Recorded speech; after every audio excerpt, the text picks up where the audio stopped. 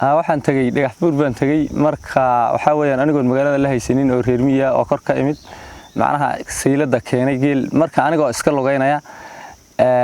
yaa waxaan ku soo baxay qoladantada kooxdantada Axmed Iish Cala oo de waqtiga ayada macnaha heesahooda iyo de mataqaanay maqalkooda mooyaan aanan arag ama de sida ay wax u sawiraan ay wax u duubaan marka waan fahmay waan ku soo baxay hadayga qalabkan aad wataan oo kale wateen iyagoo marka halkan masaajidkan dheer ee dabaqa agtiisa taagan yaa waxaan ku soo baxay iyagoo mataqaanay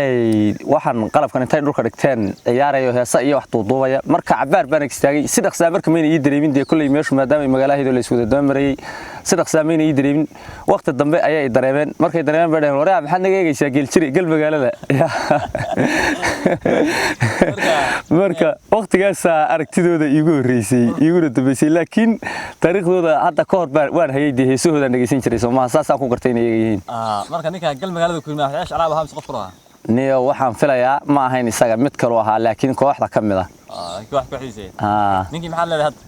ninkii wallahi waan salaamayaa aragtidiisa aad iyo aad 100% waan salaamayaa ya ilaa wala mar dambe arkana waan jeclaan lahaa hadii rabbi igu soo soo ka gaarsiin doona eedka ilaa